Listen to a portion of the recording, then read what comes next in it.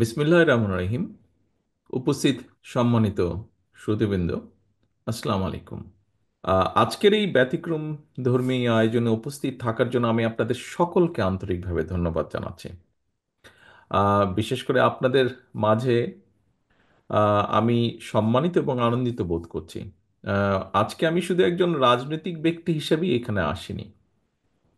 আমি এসেছি এখানে একজন ভাই, বন্ধু কিংবা অভিভাবক হিসাবে আপনাদের পাশে দাঁড়ানোর প্রত্যয় নিয়ে, এবং আপনাদের প্রতিভা এবং আত্মনির্ভরশীলতা বিকাশে আমার ব্যক্তিগত রাজনৈতিক দায়বদ্ধতার জায়গা থেকে আজকে আমি আপনাদের পাশে দাঁড়ানোর চেষ্টা করেছি বা এখানে আমি উপস্থিত হয়েছি।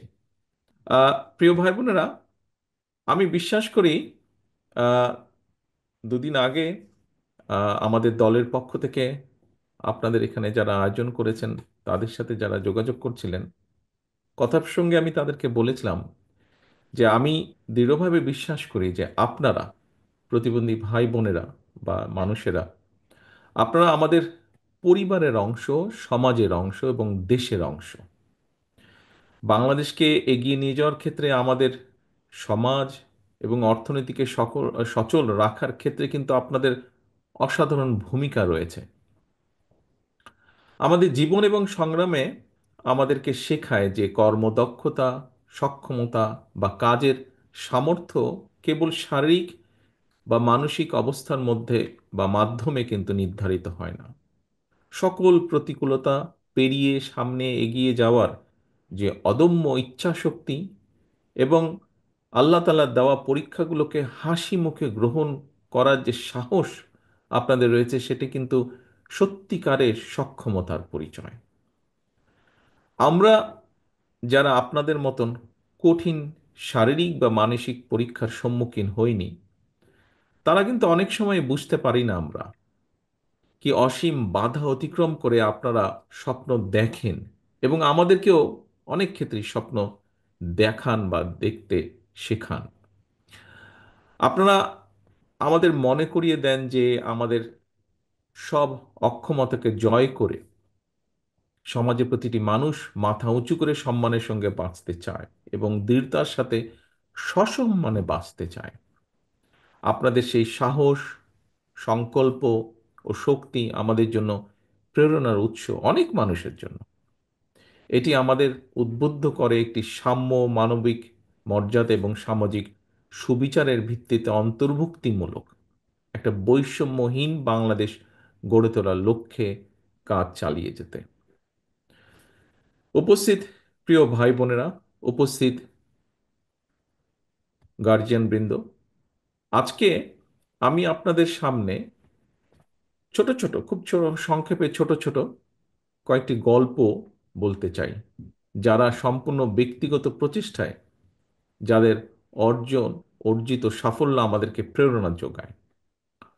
প্রথম গল্পটা পটুয়াখালীর একজন 68 বছর বয়সের মানুষের, যিনি বাক প্রতিবন্ধী, কিন্তু বাক প্রতিবন্ধী হলেও ফ্রিল্যান্স আউটসোর্সিং এর গ্রাফিক ডিজাইনের কাজ করেছেন এবং তরুণদের সাথে পাল্লা দিয়ে বিদেশি ক্লায়েন্ট থেকে বৈদেশিক মুদ্রা উপার্জন করে পরিবারের পরিবারের প্রতি যে অর্থনৈতিক দায়িত্ব তা পালন করেছেন। এই মানুষটি সাফল্য প্রমাণ করে বয়স বা প্রতিবন্ধকতা কখনো জীবনের গতিপথ বাতলাতে পারে না বা বদলাতেও পারে না।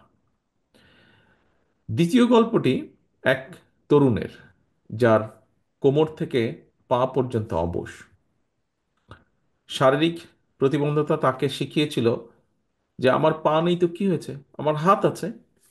তিনি নিজের পছন্দের শখের কাজ, কাঠের শিল্পকলা, বিভিন্ন জিনিস তৈরির মাধ্যমে নিজের প্রতিভা প্রকাশ করতে শুরু করেন।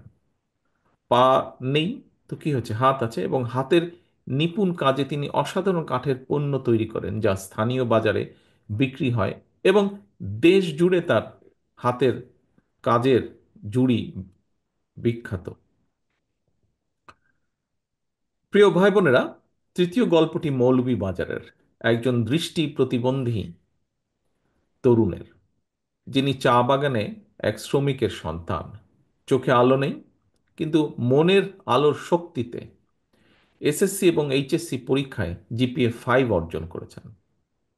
তার এই যে সংগ্রামী মনোবল আমাদেরকে শিখিয়েছে ইচ্ছা শক্তি এবং মেধা কখনো শারীরিক সীমাবদ্ধতার কাছে হার মানে না। এরপরে চতুর্থ যে গল্পটি, এমন একজন মানুষের যার চলার শক্তি নেই, একমাত্র ডান হাতের বৃদ্ধা আঙ্গুলটি নাড়াতে পারেন। সেই আঙ্গুল দিয়ে তিনি কম্পিউটারের কাজ করেন। কুমিল্লার একটি ছোট্ট ঘরে বসে তিনি বেলজিয়ামের একটি প্রতিষ্ঠানের জন্য পণ্যের ক্যাটালগ ডিজাইন করেন।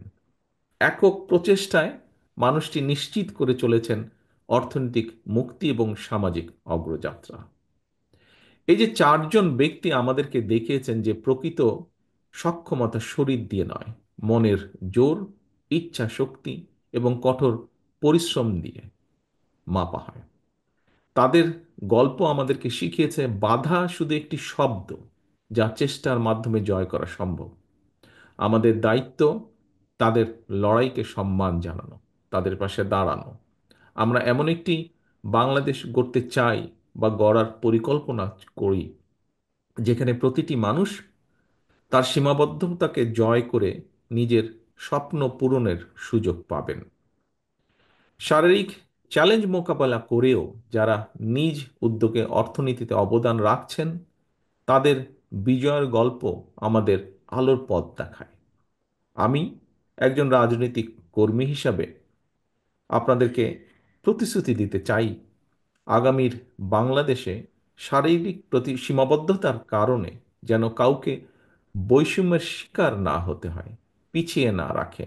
সেই বহুমুখ সেই বহুমুখী উদ্যোগ নিয়ে জীবন যুদ্ধে বিজয়ের অজস্র প্রেরণাদায়ী গল্প সৃষ্টি করা হবে। একসাথে কাজ করে আমরা একটি সমাজ গড়ে তুলতে চাই, গড়ে তোলার পরিকল্পনা করি, ইচ্ছা রাখি, প্রত্যাশা রেখে, যেখানে প্রতিটি মানুষ তার পূর্ণ সম্ভাবনায় পৌঁছতে পারবে ইনশাল্লাহ। প্রিয় ভাই বোনেরা, গত 16 বছর ধরে আমরা এমন একটি বাংলাদেশে বসবাস করেছি যেখানে আমাদের প্রাপ্য নাগরিক অধিকার বা স্বাধীনতা একে একে কেড়ে নেওয়া হয়েছে। সমাজের প্রতিটি শ্রেণী ও পেশার মানুষ রাষ্ট্রীয় সহায়তা থেকে হয়েছেন বঞ্চিত, এবং আপনারাও তার ব্যতিক্রম নন। এর ফলে আপনাদের জীবনের মান উন্নয়ন প্রয়োজনীয় পদক্ষেপ গ্রহণ করা হয়নি, যা ব্যক্তিগতভাবে আমি অনুভব করি। আমি আপনাদের এতটুকু বলতে চাই, আমি এবং আমার দল, একটু আগে মহাসচিব সাহেব ওনার বক্তব্যে উল্লেখ করেছেন, বাংলাদেশ জাতীয়তাবাদী দল বিএনপি জনগণের সমর্থনে রাষ্ট্র পরিচালনার দায়িত্ব পেলে আমাদের সর্বোচ্চ চেষ্টা থাকবে, আমরা সবসময় আপনাদের পাশে থাকব। আমি বিশ্বাস করি আমি বিশ্বাস করি আপনারা কেউ প্রতিবন্ধী নন, বরং আপনারা সকলে বিশেষভাবে সক্ষম নাগরিক। আপনাদের প্রত্যেকের রয়েছে অসীম সক্ষমতা। নির্বাচিত বিএনপি সরকার নিশ্চিত করার চেষ্টা করবে অবশ্যই দেশের অন্যান্য সকল নাগরিকের মতন আপনাদের নাগরিক অধিকার ও সুযোগ সুবিধা সঠিকভাবে এবং সমানভাবে পৌঁছে দেওয়ার। আপনাদের চিকিৎসা, শিক্ষার সুযোগ, চাকরির ক্ষেত্রে সমান সুযোগ এবং দেশের প্রতিটি স্থাপনা ও যাতায়াত ব্যবস্থাকে আপনাদের জন্য অ্যাক্সেসেবল করে গড়ে তোলার সর্বোচ্চ চেষ্টা আমাদের থাকবে। আজকে আপনাদের এখানে যারা বক্তব্য রেখেছেন, তার থেকে আমি উপলব্ধি করছি যে আমাদের হয়তো মনে হয় বাংলাদেশের, আমাদের মানে আমার যেটা মনে হয়েছে আপনাদের যারা বক্তব্য রেখেছেন সকলের কথা থেকে, আমাদের এই মুহূর্তে বাংলাদেশে অনেক কিছুই এখনো আপনাদের জন্য ফেয়ার নয়। অনেক জায়গায় আপনাদের অ্যাক্সেস দেওয়া হয় না, প্রয়োজনীয় সুযোগ সুবিধা থেকে বঞ্চিত করা হচ্ছে, এবং হয়তো উপেক্ষিত হন আপনারা অনেক ক্ষেত্রে। আপনাদের এই অনুভূতিগুলিকে আমি গভীর শ্রদ্ধা ভরে স্মরণ করছি, এবং এগুলো সমাধানে আমরা আমি, আমরা আমাদের দলের থেকে অঙ্গীকারবদ্ধ। নতুন আইন প্রণয়ন, বিদ্যমান আইনের সঠিক বাস্তবায়ন, বরাদ্দকৃত অর্থের পরিমাণ বৃদ্ধি কিংবা সেই অর্থের সুষম বন্টন, যেভাবেই হোক আমাদের চেষ্টা থাকবে আপনাদের অধিকার ও সুযোগগুলোকে নিশ্চিত করার। আমাদের লক্ষ্য, আগেই বলেছি, এমন একটি বাংলাদেশ গড়ে তোলা যেখানে প্রত্যেকের জন্য সমান ন্যায্যতা এবং একটি ফেয়ার শেয়ার নিশ্চিত করা। এবং সেই লক্ষ্যেই কিন্তু আমাদের সাথে আপনাদের আজকের এই মত বিনিময় অনুষ্ঠান। আমাদের প্রতিশ্রুতি হলো বিশেষ চাহিদা সম্পন্ন ব্যক্তিদের জীবনের মানোন্নয়নে দৃঢ় পদক্ষেপ গ্রহণ করা, যার ভিত্তি হবে অর্থনৈতিক স্বাবলম্বিতা, সামাজিক সক্ষমতা এবং মানবিক মর্যাদা নিশ্চিত করা। আমরা একটি স্বতন্ত্র, যেটি আমাদের চিন্তার মধ্যে আছে, একটি স্বতন্ত্র অধিদপ্তর প্রতিষ্ঠা করার উদ্যোগ নেওয়া, যা যা প্রতিবন্ধী ব্যক্তিদের, প্রতিবন্ধী ভাইদের, বোনদের জন্য সুনির্দিষ্ট কার্যক্রম পরিচালনার পাশাপাশি বিভিন্ন মন্ত্রণালয় বা বিভাগের কার্যক্রম সমন্বয় করবে। এখানে বেশ দু একজন বক্তা উল্লেখ করেছেন, প্রসঙ্গক্রমে আমিও বলতে চাই যে আপনাদের অনেকেরই হয়তো জানা আছে যে 2001 সালে তৎকালীন বিএনপি সরকার, দেশনেত্রী খালেদা জিয়ার সরকার, বাংলাদেশে রাষ্ট্রীয়ভাবে প্রতিবন্ধীদের ভাতা প্রদান শুরু করেন। যদিও পরবর্তী সেই সরকার সেই ভাতাকে দ্রব্যমূল্যের ঊর্ধ্বগতির সাথে সামঞ্জস্য না রেখে শুধুমাত্র তাদের দলীয় কর্মীদের মাঝেই বিতরণ করে লুটপাট করে নিয়েছে। অর্থনৈতিক বাস্তবতার সাথে সামঞ্জস্য রেখে আমরা প্রতিবন্ধী ব্যক্তিদের বা ভাই বোনদের জন্য ভাতার পরিমাণ বাড়িয়ে, যার একটি দাবি এখান থেকে এসছে, বাড়িয়ে তা ন্যায্যভাবে পুনর্নির্ধারণ করতে চাই আমাদের পরিকল্পনার ভেতরে। নিবন্ধন নিবন্ধন প্রক্রিয়াকে সহজ ও স্বচ্ছ করার লক্ষ্যে আমরা সমাজ কল্যাণ, স্বাস্থ্য এবং প্রাথমিক ও গণশিক্ষা মন্ত্রণালয়ের মধ্যে সমন্বিত উদ্যোগ গ্রহণ করতে চাই, যাতে একজন প্রতিবন্ধী ব্যক্তি সামাজিক সুবিধা থেকে না বাদ পড়েন। প্রিয় ভাই বোনেরা, দেশে কিছু প্রাইভেট অর্গানাইজেশন শারীরিকভাবে প্রতিবন্ধী মানুষ যারা, তাদের নানা ধরনের ট্রেনিং প্রদান করেন। তবে এই ট্রেনিং শেষে চাকরির ব্যবস্থা করতে গিয়ে এই মানুষগুলোকে হিমশিম খেতে হয়। এবং সে কারণে এই সমস্যার সমাধানে আমরা কিছু উদ্যোগ গ্রহণ করতে চাই, যাতে দেশের বড় বড় বড় বড় ব্যবসা প্রতিষ্ঠানগুলো একটি নির্দিষ্ট শতাংশ শারীরিকভাবে চ্যালেঞ্জ ব্যক্তিদের নিয়োগ করতে উৎসাহিত হয়। উদাহরণস্বরূপ, বিশেষ চাহিদা সম্পন্ন ব্যক্তিদের নিয়োগ করলে রাষ্ট্রের পক্ষ থেকে ব্যবসা প্রতিষ্ঠানগুলোকে কিছু ট্যাক্স সুবিধা বা কমপ্লায়েন্স সার্টিফিকেট প্রদান করার একটি চিন্তা আমাদের ভেতরে আছে।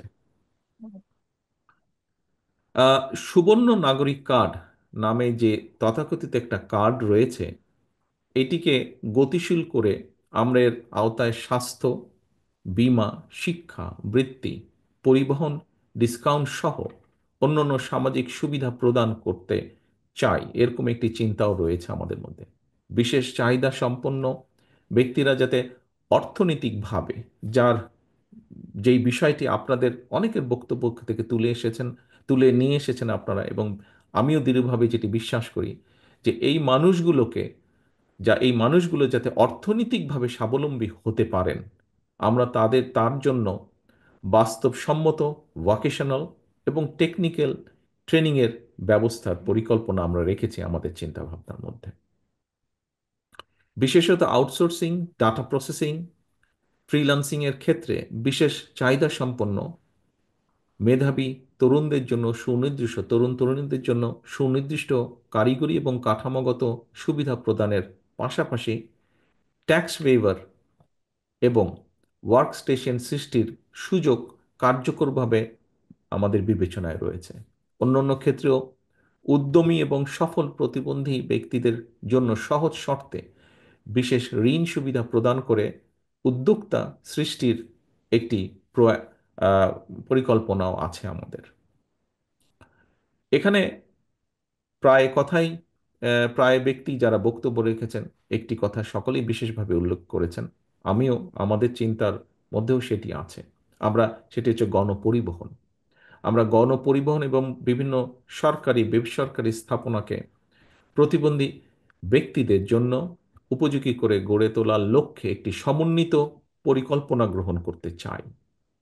পাশাপাশি সরকারি চাকরিতে এই সকল মানুষেরাদের জন্য একটি নির্দিষ্ট অংশীদারিত্ব নিশ্চিত করার একটি পরিকল্পনাও আছে আমাদের ভেতরে। প্রিয় ভাই বোনেরা, প্রতিবন্ধী শিশুদের শিক্ষার বিষয়টি শিক্ষা মন্ত্রণালয়ের অধীনে আনার বিষয়টি বিবেচনা আমরা অবশ্যই করব। যার কথাটি এখানে, যেই বিষয়টি এখানেও বোধহয় কয়েকজনের বক্তব্যে উঠে এসেছে, বিশেষ করে তাদের স্বাস্থ্য সেবা বিদ্যমান স্বাস্থ্য ব্যবস্থার মধ্যে অন্তর্ভুক্ত করার জন্য কাজ করতে আমরা চাই। আমাদের তাদের জন্য ফাস্ট ট্র্যাকে সেবা প্রদান, প্রায়োরিটি সলিউশন এবং বিভিন্ন অ্যাডমিনিস্ট্রেশনের নির্দিষ্ট অংশ সংরক্ষণের পরিকল্পনা আছে আমাদের। বিচারিক প্রক্রিয়া প্রয়োজনীয় সংস্কার এনে এই মানুষগুলো ন্যায্য বিচার পাওয়ার সুযোগ কিভাবে আরো বৃদ্ধি করা সম্ভব হয় সেটি আমরা চিন্তা ভাবনা করছি। আমাদের দল জনগণের সমর্থে সরকার গঠনে সক্ষম হলে জেলা পর্যায়ে বিশেষ করে বিশেষ চাহিদা সম্পন্ন শিক্ষার্থীদের জন্য বিশেষায়িত স্কুল প্রতিষ্ঠার পরিকল্পনা আছে আমাদের পরিকল্পনায়, যেখানে সাইন ল্যাঙ্গুয়েজ, ব্রেইল সহ ইনক্লুসিভ এডুকেশন আধুনিক পদ্ধতির অন্তর্ভুক্ত করার চেষ্টা থাকবে। পাশাপাশি কারিগরি ও পেশাগত শিক্ষার মাধ্যমে কর্মজীবনে প্রবেশের সুযোগ কিভাবে তৈরি করা যায়, এই মানুষগুলো জন্য স্কলারশিপ ও প্রয়োজনীয় শিক্ষা উপকরণ সরবরাহ বিষয়টি আমাদের বিবেচনায় আছে। স্বাস্থ্যসেবার ক্ষেত্রে আমরা প্রতিটি জেলা সদর হাসপাতালে বিশেষায়িত স্বাস্থ্য সেবা ইউনিট স্থাপনের চেষ্টা করব, যেখানে শারীরিক থেরাপি, মানসিক স্বাস্থ্যসেবা এবং প্রয়োজনীয় চিকিৎসার আধুনিক সুবিধাগুলো থাকবে বলে আমরা প্রত্যাশা রাখি। আমরা প্রত্যন্ত অঞ্চলে বিশেষ চাহিদা সম্পন্ন জনগণের জন্য মোবাইল হেলথ ক্লিনিক চালুর একটি উদ্যোগ গ্রহণ করতে চাই। সহায়ক উপকরণ তৈরির জন্য যে বিষয়টিও এখানে উঠে উঠে এসেছে বক্তব্যে, উপকরণ তৈরির যে কারখানাগুলো সেগুলো দেশে স্থাপন করা এবং আমদানি ক্ষেত্রে যদি সম্ভব হয় অবশ্যই সেক্ষেত্রে কর মওকুফের চিন্তাটিও বা কর কমিয়ে আনা চিন্তাটিও আমাদের পরিকল্পনার ভিতরে রয়েছে। গুরুতর প্রতিবন্ধী ব্যক্তি, তাদের জন্য নিবিড় পরিচর্যার একটি বিষয় আছে, বিশেষ করে এলডারলি পার্সন যারা এই ধরনের। আমাদের অন্যতম একটা লক্ষ্য থাকবে বিশেষ চাহিদা সম্পন্ন শিশুদের সুপ্ত প্রতিভা বিকাশ নিশ্চিত করা। ড্রয়িং, আর্ট, মিউজিক, স্পোর্টস, এই সমস্ত ক্রিয়েটিভ এবং ইনোভেটিভ অ্যাক্টিভিটিস তাদের জন্মগত দক্ষতা ও শেখার আগ্রহ অনুযায়ী প্রশিক্ষণ ও স্কিল ডেভেলপমেন্ট প্রদান করা আমরা করতে চাই। আমরা প্রান্তিক থেকে কেন্দ্রীয় পর্যায় পর্যন্ত আমরা তাদের খেলাধুলার সিস্টেমেটিক ডেভেলপমেন্ট এবং টুর্নামেন্ট আয়োজনের মাধ্যমে প্যারা অলিম্পিকে ভালো ফল অর্জনের সহায়তা করা বা সহযোগিতা করার একটি পরিকল্পনা আমাদের সমষ্টিগতভাবে দলীয়ভাবে আছে, ব্যক্তিগতভাবে আমারও এটা আছে। স্পোর্টস, ডিবেট, সায়েন্স ফেয়ার সহ বহুবিধ সহশিক্ষা কার্যক্রমে সরকারি পৃষ্ঠপোষকতার পাশাপাশি প্রাইভেট স্পন্সরশিপ কিভাবে তৈরি করা যায়, সুযোগ সৃষ্টি করা যায়, সেটিও আমরা বিবেচনায় রেখেছি। প্রিয় সুধীবৃন্দ, আমরা বিশেষ চাহিদা সম্পন্ন ব্যক্তিদের জন্য একটি মর্যাদাপূর্ণ, সক্ষম এবং সমৃদ্ধ সমাজ গড়ে তুলতে চাই। আমি ও আমার দল বিএনপি উপলব্ধি করি আমরা আপনাদের সমস্যা ও কষ্টগুলো বাস্তব এবং গভীর। আপনাদের মনে রাখতে হবে এই বাস্তবতায় আপনারা একা নন। আমরা সব সময় আপনাদের পাশে আছি, আপনাদের পাশে ছিলাম, ইনশাল্লাহ আপনাদের পাশে আমরা থাকব। কারণ আপনাদের প্রতিবন্ধকতা আমাদের সবার প্রতিবন্ধকতা। আমি ব্যক্তিগতভাবে বিশ্বাস করি, আমরা সকলে বিশ্বাস করি, আপনাদের পেছনে রেখে আমরা কখনো এগিয়ে যেতে পারবো না, আর এগোতেও আমরা চাই না। আমরা সবাই মিলে একসাথে যে গণতান্ত্রিক বাংলাদেশ গড়ে তুলব, সেটি হবে সবার জন্য ফেয়ার, সবার জন্য ইনক্লুসিভ, সবার জন্য বসবাসযোগ্য এবং সবার জন্য উপভোগ্য যেন হয়। আসুন আমরা সবাই মিলে একটি গণতান্ত্রিক বাংলাদেশ গড়ে তুলি, যার ভিত্তি হবে বৈষম্যহীন, অন্তর্ভুক্তিমূলক এবং উদার তান্ত্রিক সমাজ নির্মাণ। আপনাদের কল্যাণ এবং সাফল্য আমাদের অগ্রাধিকার। আল্লাহ হাফেজ। বাংলাদেশ জিন্দাবাদ। বাংলাদেশ জাতীয়তাবাদী দল জিন্দাবাদ।